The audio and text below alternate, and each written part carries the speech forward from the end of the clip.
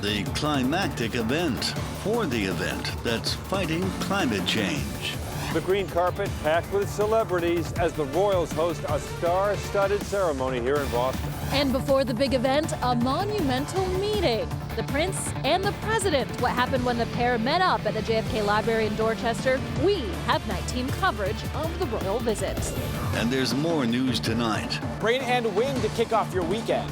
Also, a crash landing in Falmouth. 2 people now fighting for their lives. The Pats fall flat. Frustrations hit a boiling point against the Bills. And a diamond in the rough. The Salvation Army ringing in the holidays with a generous donation. 7 News at 9 starts now. Rolling out the green carpet for the royal finale. The Prince and Princess of Wales presenting the Earthshot Awards. The Hub turning into Hollywood. It's the final day of the royal visit. A live look at the MGM Music Hall. The highly anticipated Earthshot Awards just wrapping up. This was the culmination of Prince William and Princess Kate's visit to Boston. And this is the passion project for the future king. The Prince of Wales has been dedicated to fighting climate change. And Princess Kate stepping out in style, making a green impact at the awards. The Princess of Wales wearing a stunning green dress representing Mother Earth. That green dress is rented. The diamond and emerald necklace belonged to Princess Diana. And Boston was buzzing before the ceremony. The stars coming out. Look at that. David Beckham making an appearance along with Rami Malek, just to name a few. And earlier today, the Prince and the President meeting. The pair spotted at the JFK Library, the 2 walking along the water before heading inside. We have night team coverage of the final day of the royal visit. We'll start off tonight with the night team's Jonathan Hall live for us in Boston with a royal recap of the Earthshot ceremony. Jonathan. Hey guys, good evening from the Fenway. I got to be inside the music hall tonight to watch the whole thing happen. Sometimes the job is not so bad. 15 finalists were whittled down to 5 winners. They come from as far away as Australia, Africa, and India. And all the announcements were made right here in Boston tonight. There was a standing ovation as the Prince and Princess of Wales hosted a star-studded night to present the Earthshot Prize Awards. The venue a beautiful backdrop as 5 groups won £1 million each, or about $1.2 million, for their work to clean up the planet. William and Catherine sat right up front with Ambassador Caroline Kennedy and her grown children on one side, and Governor Charlie Baker and Mayor Michelle Wu and their spouses on the other. Governor-elect Maura Healey was also in attendance. Mayor Wu welcoming the awards ceremony to Boston. Oscar-winning actor Rami Malek presented the first prize. An American group was a finalist in this category, but the prize went to a group from Oman, which is working on turning carbon dioxide into rock. Former soccer star and actor David Beckham presented an award for a waste-free world, won by a group from the UK, which uses seaweed to make disposable containers biodegradable. He said he's an optimist and believes humans can work together to find creative ways to solve problems. Former Congressman Joe Kennedy III told me on his way out he enjoyed the awards. His great-uncle, President John F. Kennedy, who gave a 1962 moonshot speech which inspired the Prince's Earthshot idea, was featured on the big screen. As far as entertainers go, Shailene Woodley was there, and also actress Catherine O'Hara. R&B duo Chloe and Halle, who are sisters, wowed the black-tied crowd as they performed first. Annie Lennox performed Here Comes the Rain Again in the middle of the show, and Ellie Goulding appeared with a chorus to close things out. And perhaps the biggest star of the night, Billie Eilish performed, 7-time Grammy winner, but unfortunately not in person. Video of the event won't be available until the award show, and that is going to be aired on the BBC on Sunday, on PBS on Monday. You can catch it on YouTube as well. We're live in the Back Bay. I'm Jonathan Hall, 7 News. And there were even more celebrity sightings out there at the Earthshot Awards. You saw everyone showing up at that green carpet. The night team's Kim Lucy is live there also with more on all the celebrities that showed up tonight. That's right, the culmination of this royal visit, the reason for the trip across the pond, the Earthshot Awards, and the green carpet right up the street from the Green Monster, and of course, it did not disappoint. First up, Prince William and Princess Catherine embracing the sustainability focus of the event, making their fashion choices accordingly. That brilliant green dress worn by Kate was rented. It's a gown by Solace London, rented through a UK designer rental service called Her. Her sparkly shoes were my favorite of the evening, but the sparkles on her necklace, the real showstopper, those are actually emeralds and diamonds that belong to Princess Diana. Prince William opting for a rewear, a blue velvet blazer he's worn to some past royal events. Next up on the green carpet, British soccer royalty David Beckham. Now, he presented the award for building a waste-free world and thanked the royals for having him at the event. Ellie Goulding turning heads with her billowy sleeves on the green carpet. She also turned heads with her incredible performance of Still Falling for You, which closed the show tonight. Actress Shailene Woodley, stunning in black, the Divergent series star and environmental activist, presenting the award for reviving our oceans. And next up, actress Catherine O'Hara, who many will be seeing in Home Alone this holiday season, but of course more recently known for her role as Moira Rose. Wearing a floral pantsuit, she was also a presenter this evening, handing out the award for protecting and restoring nature. Oscar winner Rami Malek, the first presenter of the night, handing out the award for fixing our climate. He tells 7 News this was an inspirational night. What I love about the Earthshot is that it comes from a place that is not pessimistic. I mean, we're looking for innovators and the greatest minds of our generation to find solutions. That sentiment echoed among many here tonight. I spoke with Senator Mitt Romney on his way out, and he said he really enjoyed seeing all the different entrepreneurs from around the world all working to come up with new ways to help the environment. As latest here live in Fenway, Kim Lucy, 7 News Night Team. And before the Earthshot ceremony, Prince William met President Biden at the JFK Library. The White House telling us they talked about climate change and mental health. And the visit to the JFK Library was very important to the prince because he was inspired by President Kennedy. The 19's Michael Yoshida has more on the monumental meeting. He joins us now live from Logan Airport, where Air Force One took off tonight. Michael. It was just a short time ago that the president left Boston, but earlier today, with both President Biden and Prince William in town, of course, they had to meet. Prince William and President Biden sharing a warm embrace Friday afternoon at the John F. Kennedy Presidential Library in Dorchester. The Prince of Wales saying, "What a spectacular setting," as he and President Biden walked together. The two heading inside for a private meeting. The White House telling us the president planned to talk with the prince about 2 causes that are important to the both of them: mental health and climate change, the latter being the reason for the prince's trip to Boston, with the prince's Earthshot Prize project inspired by Kennedy's moonshot speech. Early Friday afternoon, the prince was greeted outside the JFK Library by Ambassador Caroline Kennedy, JFK's daughter, and her children Jack and Tatiana. But here's the speech. Prince William looking over a copy of President Kennedy's speech where he announced America would go to the moon, not because it was easy, but because it was hard. The prince hoping to rekindle that spirit of reaching for the stars, to encourage people and groups to reach for planet-saving solutions. The Earthshot Prize is awarding more than $1 million in environmental grants to make fighting climate change something people are inspired to do. The prince asking JFK's only surviving child and his grandchildren for personal insights about the president who inspired him. At one point during his tour, Caroline also showed the prince a familiar face, a picture of his grandmother, Queen Elizabeth, from 1961. And after their meeting, President Biden had a fundraiser to get to, of course, the prince. He had his Earthshot Awards ceremony to attend as well. We're live in Boston tonight. Michael Yoshida, 7 News 19. Princess Kate greeting crowds in Cambridge today. She spent time at the Center on the Developing Child at Harvard University. The cause very close to her heart. She is a big advocate for early childhood education. The 19's Juliana Mazza was there in Cambridge and has more on Kate's Day.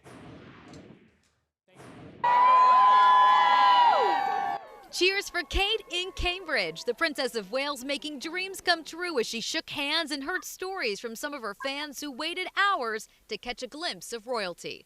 She was just very polite, talking to everybody and saying how she loves Boston. And was this everything that you could have expected? It was even better. It really was, Juliana. It was really, I mean, I've loved them forever. You did it! This was how Sharon Morissette wanted to celebrate her birthday, waiting for the princess, and she was one of the lucky ladies able to meet her. It was so great to meet her, to shake her hand, and she was just really lovely. Sky 7 HD showing the hundreds of people who lined up for the princess. The crowd electric as Kate spent nearly 10 minutes shaking hands.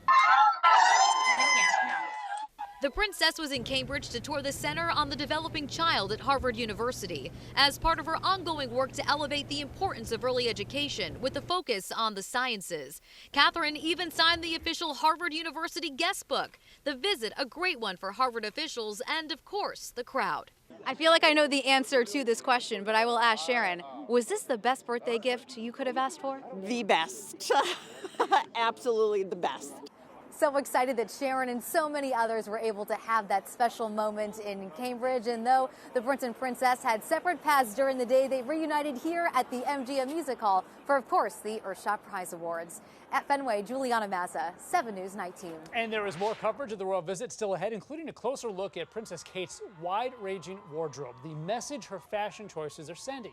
And 7 News has brought you complete coverage of the royal visit. For more, you can always visit our website or download the 7 News app. The night team now to your weather. A live look outside. It was a clear night, but rain is on the way. We'll have some of that wind back as well. Meteorologist Josh Worcester here with that first check of our forecast. Josh? Yeah, in fact, clouds taking over, and that's allowing temperatures to kind of hang tight as we go throughout the rest of the evening. High temperatures today were about 45. We fell to 41, 42 degrees for a lot of us by 6 or 7. Now we've basically flatlined. In fact, I think by tomorrow morning, we will be warmer than this. Once we get past midnight, numbers will start to climb. In fact, I think early tomorrow morning, as you step out the door, we'll be in the middle 40s.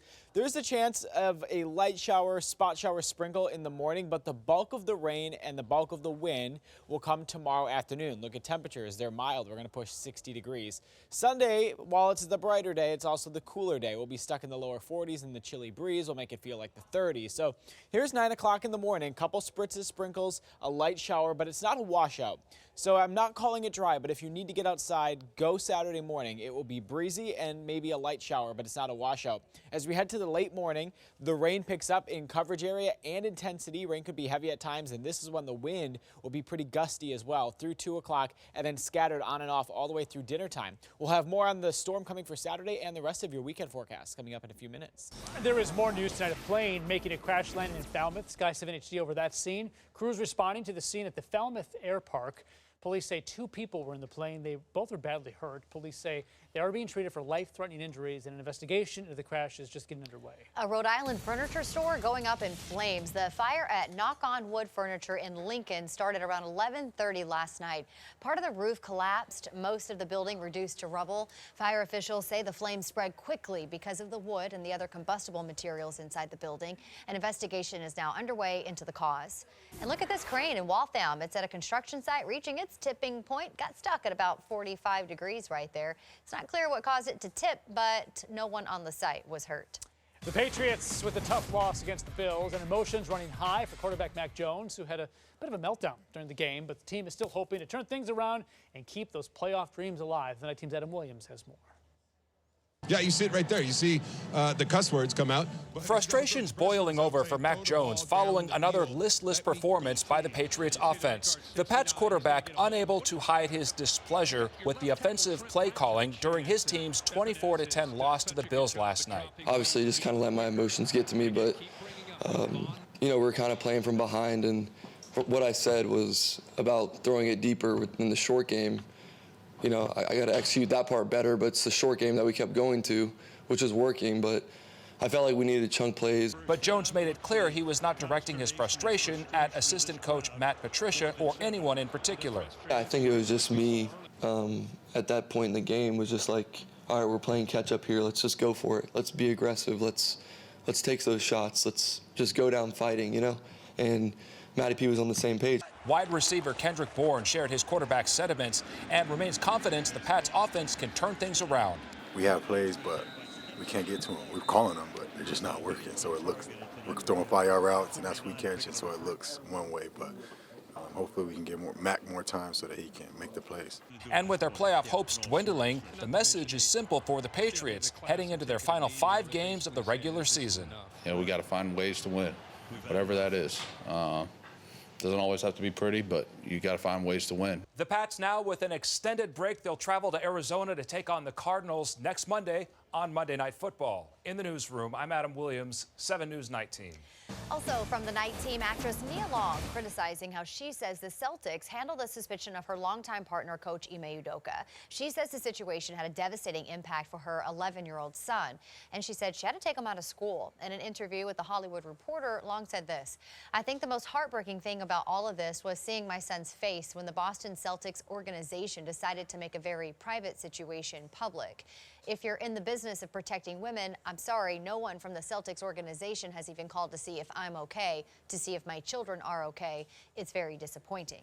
Now, back in September, the Celtics released a statement on Udoka's immediate suspension from the team, saying he violated team policies by having a consensual relationship with a female staff member. And now from the night team, after meeting with Prince William, President Biden spent some time with local union members. The president headed to the International Brotherhood of Electrical Workers. Union members were manning the phones to campaign for Georgia Senator Raphael Warnock's campaign in the state's runoff election.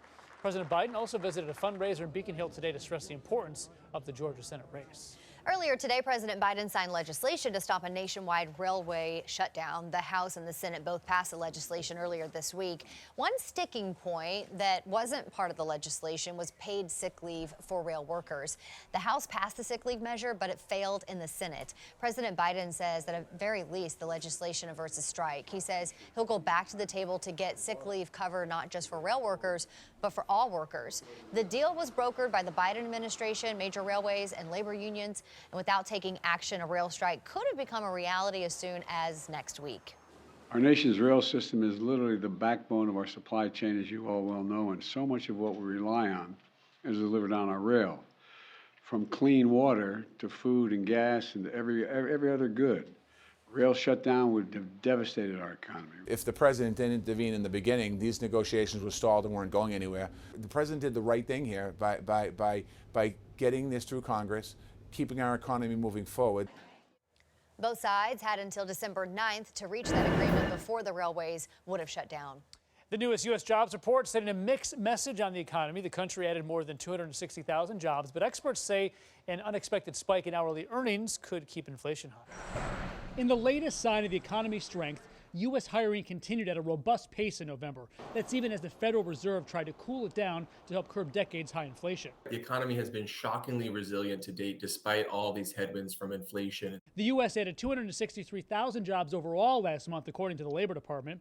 At the same time, the tech industry and media companies saw a wave of layoffs. President Biden is optimistic. The Americans are working, the economy is growing, wages are rising faster than inflation, and we've avoided a catastrophic rail strike. The November jobs report also showing the unemployment rate holding steady at 3.7%. Employment growth was widespread in both the goods producing and service producing sectors. It means our plan to build the economy from the bottom up and the middle out. You're tired of hearing me say that, but it's working. Average hourly earnings have risen 5.1% over the past year, but that's the opposite of what the Fed has been hoping for. Even though we've seen wages skyrocket upward in our data, people aren't feeling that on the street. They're not feeling that when they go to the grocery store. So it's like a wage increase with no reward. The better than expected jobs gains could keep the Fed hiking interest rates more aggressively for even longer.